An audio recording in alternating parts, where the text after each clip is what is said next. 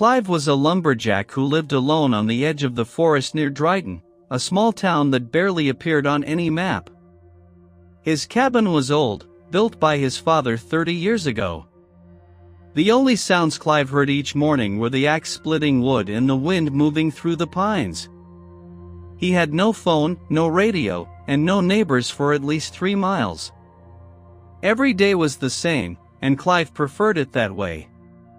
He woke before sunrise, ate cold bread and salted meat, and walked into the woods with his axe and his saw. The work was hard and quiet, and Clive had grown used to the silence. On this particular morning, however, the air was colder than usual and a thin fog lay over the ground like a wet sheet. Clive chose a different path because a storm had felled many trees the night before, and he wanted to check the northern ridge. That was when he saw the old Henderson cabin, standing crooked and gray among the birches. It had been abandoned for 5 years, ever since old man Henderson died and his children sold the land to no one in particular. Clive had passed it many times but never gone inside. Today, the door was open, not just a crack but wide open, as if someone had left in a hurry or never meant to return. He stopped and listened, but no sound came from inside. He approached slowly with his axe still in his right hand, and the door groaned when he pushed it further. Inside, the cabin smelled of mold and dead leaves. A torn mattress lay in the corner, and empty cans were scattered across the floor. But on a wooden crate near the cold fireplace, Clive saw a notebook.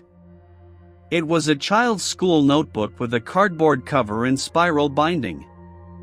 The cover was stained with dirt and something that looked like dried mud. Clive picked it up and opened it.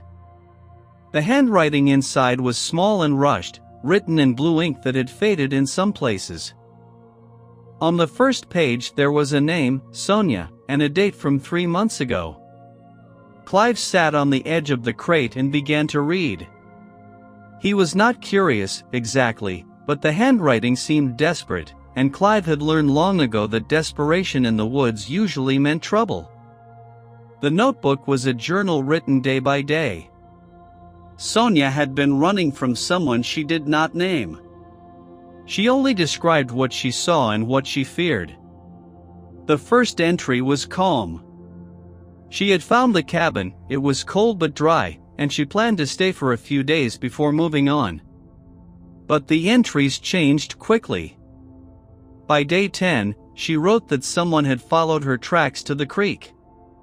By day 15, she found a footprint outside the cabin window and did not sleep that night. Clive turned the pages slowly. The writing became messier as the days went on, and Sonia started to write in fragments, as if she had no time for full sentences. On day 23, she wrote that she heard footsteps on the roof at midnight. On day 31, she found a piece of rope tied to the back door handle. On day 40, she stopped writing about the cabin and started writing about the road. She wanted to leave, but every time she tried, she saw a figure standing by the large oak tree at the edge of the clearing. The figure never moved, she wrote, but it was always there. Clive felt a cold sensation in his chest. He had worked in these woods for 20 years and had never seen anyone following him. But now he remembered the strange things he had noticed over the past summer: a boot print near his woodpile, a broken branch that was not from the wind, and a faint smell of smoke from somewhere beyond the ridge. He had dismissed all of it, but now he was not so sure. He turned to the last page that still had writing. The entry was from day 51.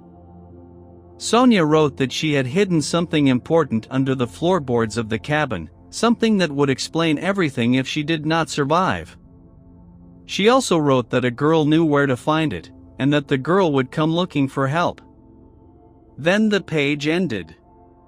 The next page was torn out, leaving only a ragged edge. Clive closed the notebook and looked around the cabin. The floorboards were loose in one corner near the wall. He knelt down and pulled one up. Underneath there was nothing but dirt and a small metal box, rusted and dented. He opened it. Inside, a photograph of a young woman, likely Sonia herself, standing next to a girl of about 8 years old. And a folded piece of paper with a map drawn in pencil. The map showed the forest around Dryden with 3 X marks. 1 X was the Henderson cabin. 1 X was a creek crossing 2 miles north. And the 3rd X was a small clearing where Clive himself cut wood every week, his own workplace. Clive put everything in his jacket pocket and walked out of the cabin. The fog had lifted, but the sky remained gray. He decided to go home and think about what to do. He had no phone and no car, and the nearest town was a 4-hour walk. He would go in the morning.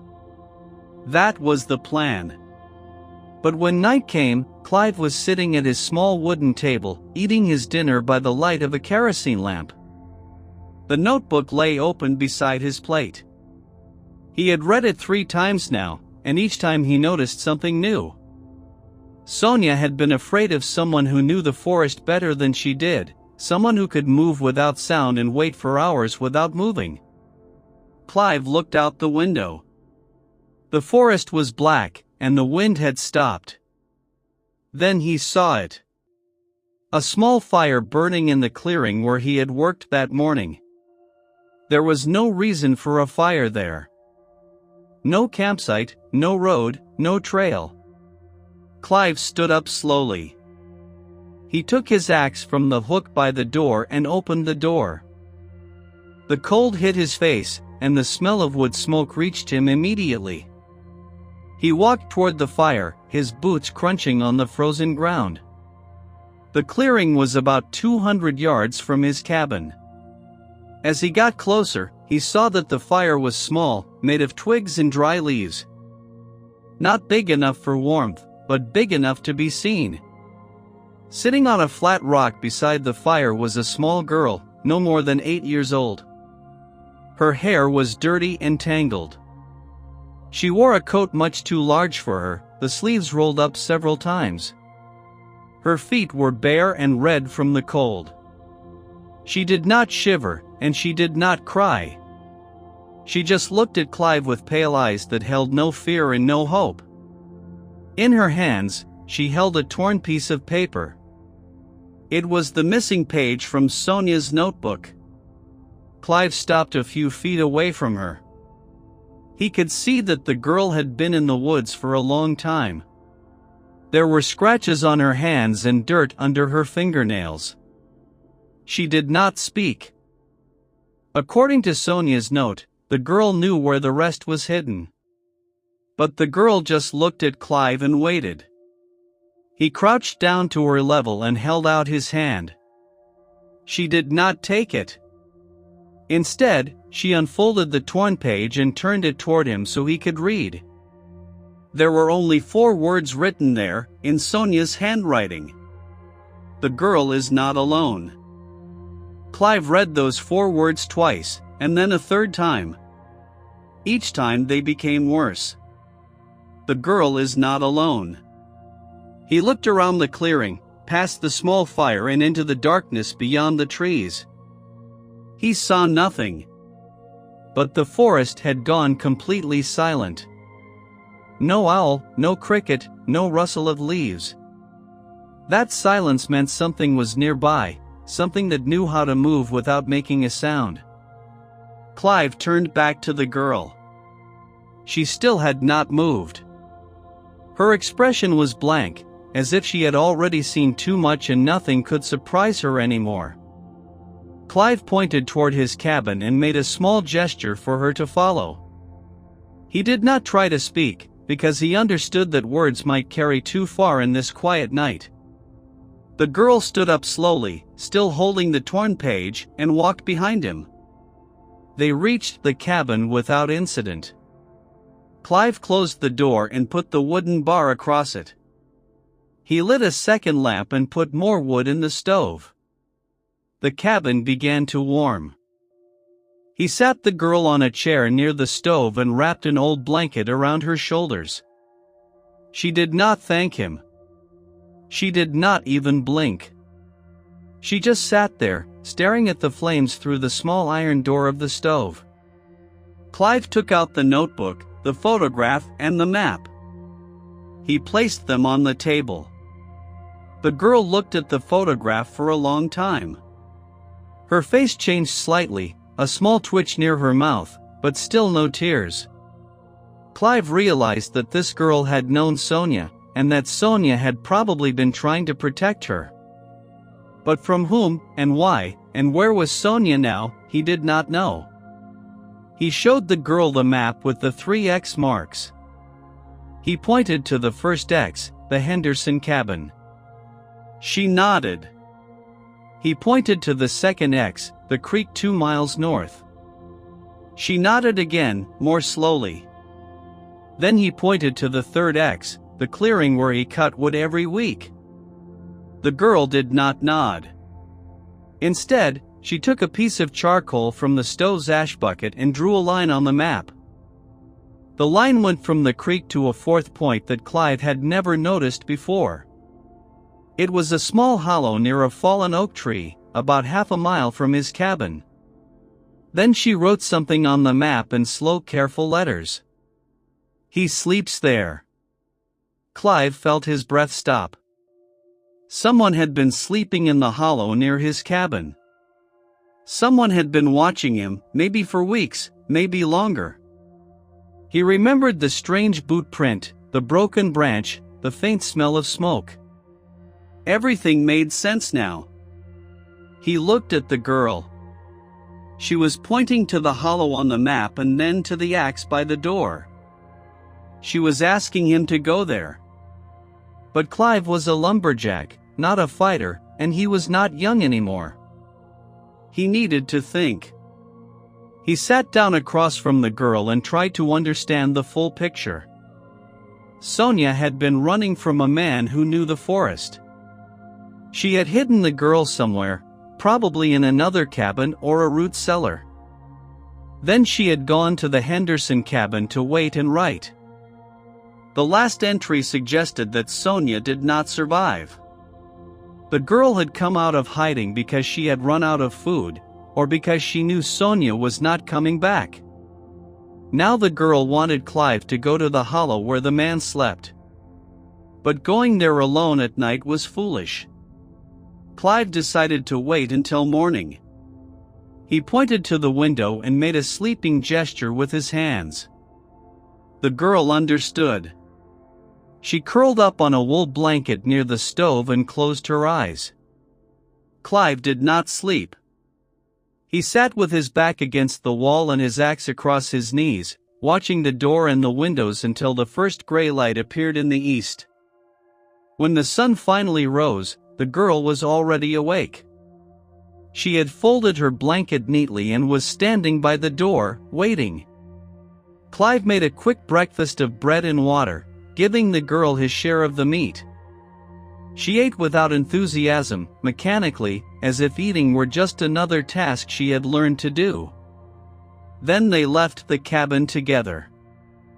The air was cold and sharp. Frost covered the ground, and every step made a small crunching sound. Clive carried his axe and a heavy iron crowbar he used for moving logs. The girl walked beside him, barefoot, but she did not complain. She seemed to know exactly where they were going. They followed the map to the hollow near the fallen oak tree. The hollow was a natural depression in the ground, covered by a thick layer of pine branches and dead leaves.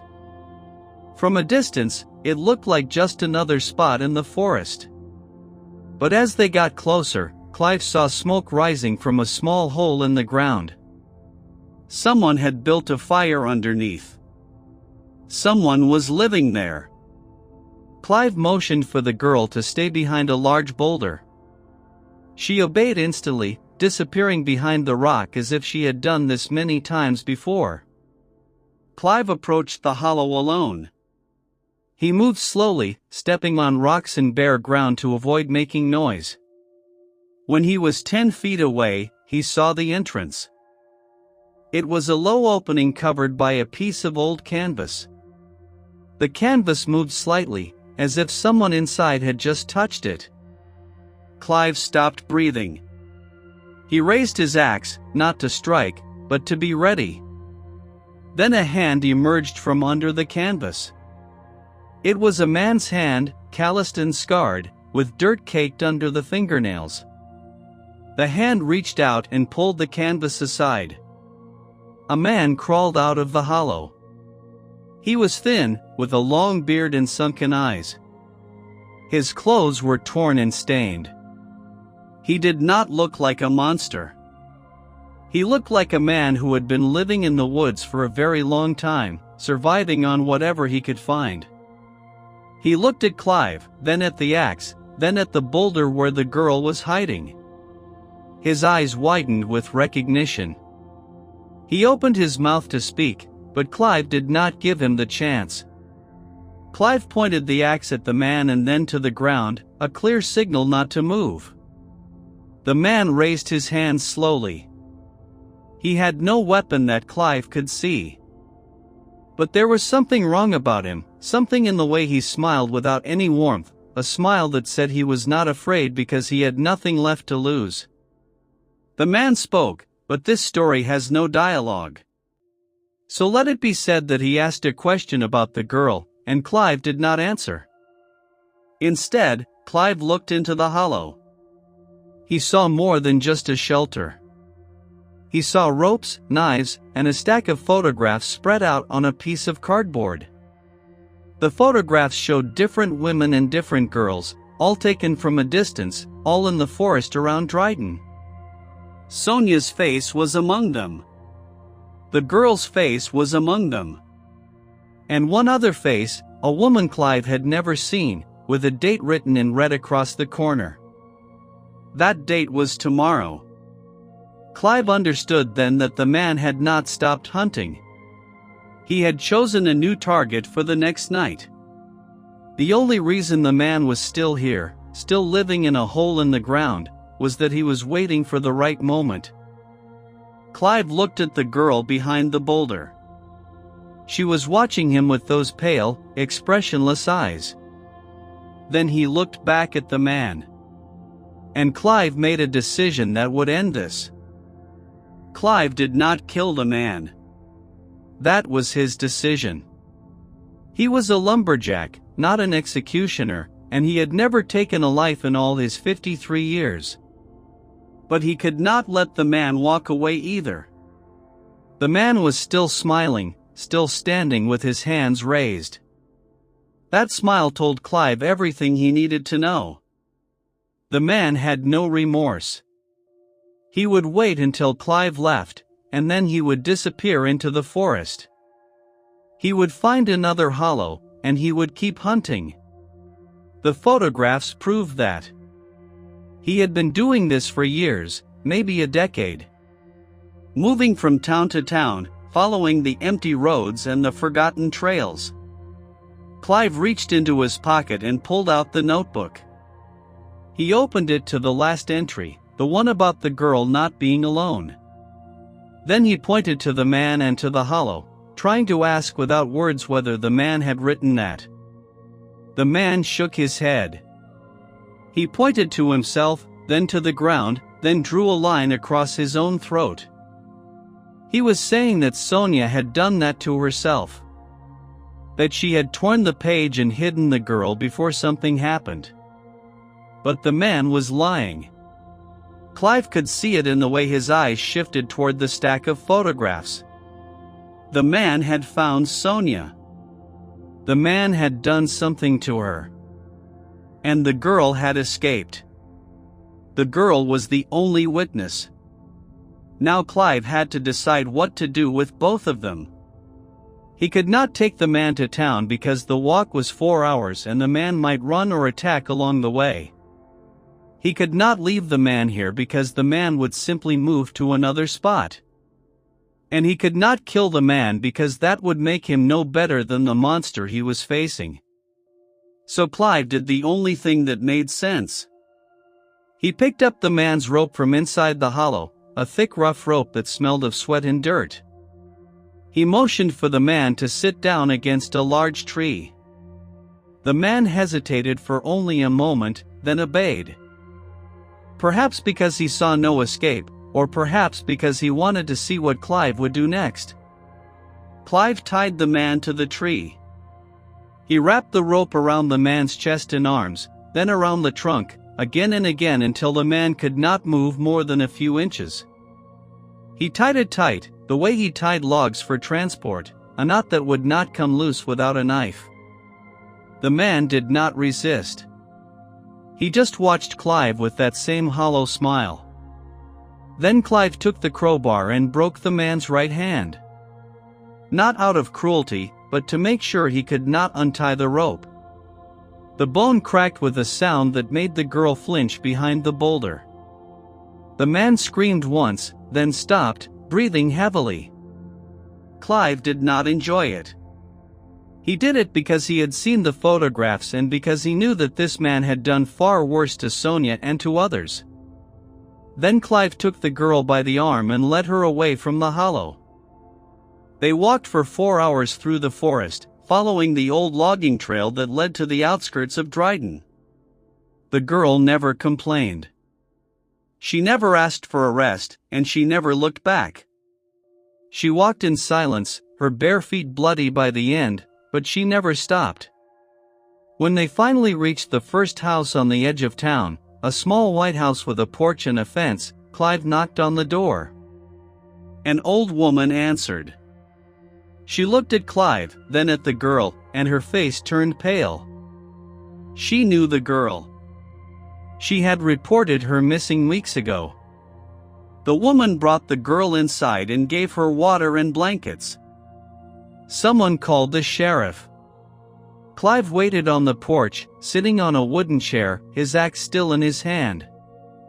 The sheriff arrived an hour later, a heavy-set man with a gray mustache and tired eyes.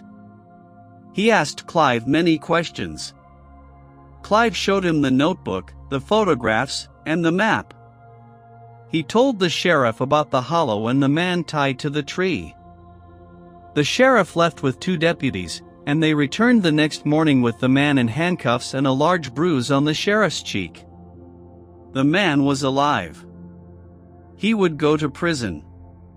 That was not a satisfying ending for many people, Clive knew. But it was the real ending, and Clive had learned long ago that real endings were rarely satisfying.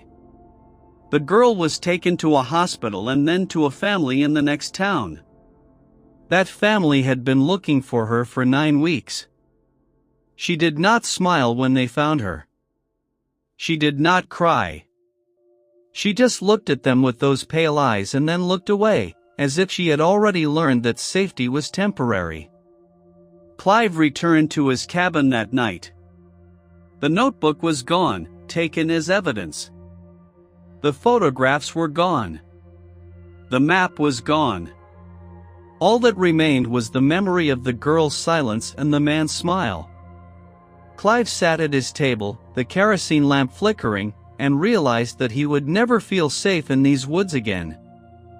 Every shadow would be a man hiding. Every snapped branch would be a footstep. The forest had been his home for 30 years, but now it belonged to the story of Sonia and the girl and the man in the hollow. And yet, Clive did not leave. He was not the kind of man who ran. The next morning, he woke before sunrise, ate cold bread and salted meat, and walked into the woods with his axe. The clearing was still there.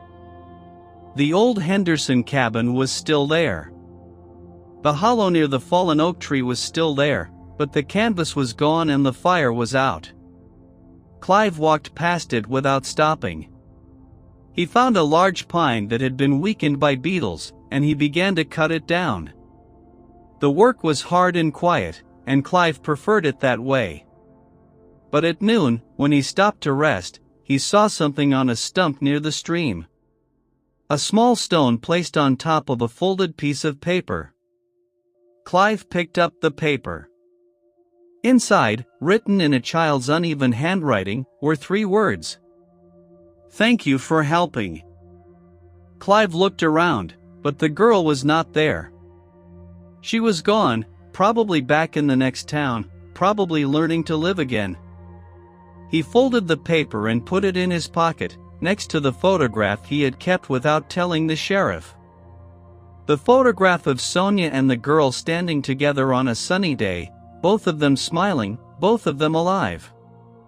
Clive never told anyone about the note. He went back to cutting the pine.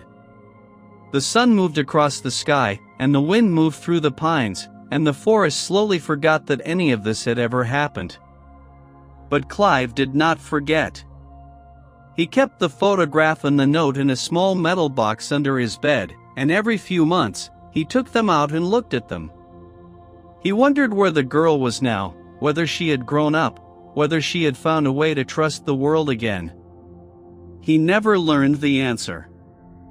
And that, Clive decided, was how most stories ended. Not with a bang or a cheer, but with a quiet walk back to work and a folded piece of paper in a pocket. The man in the hollow was convicted of crimes that put him away for the rest of his life. The sheriff told Clive that the man had confessed to everything, not out of remorse, but out of pride. He had been hunting for 11 years. Sonia was not his first, but she was his last. The girl's testimony, written down by a child psychologist, was enough to seal the case. She had hidden in a root cellar for 3 days after escaping from the man. She had survived on rainwater and raw mushrooms. And then she had walked through the forest for 2 more days until she found the Henderson cabin and the notebook that Sonia had left for her. She had followed the map to Clive's clearing. She had built the small fire to get his attention, because she remembered that Sonia had once told her that lumberjacks wake early and check their work sites every morning. It was a gamble, but it worked. Clive sometimes thought about that fire.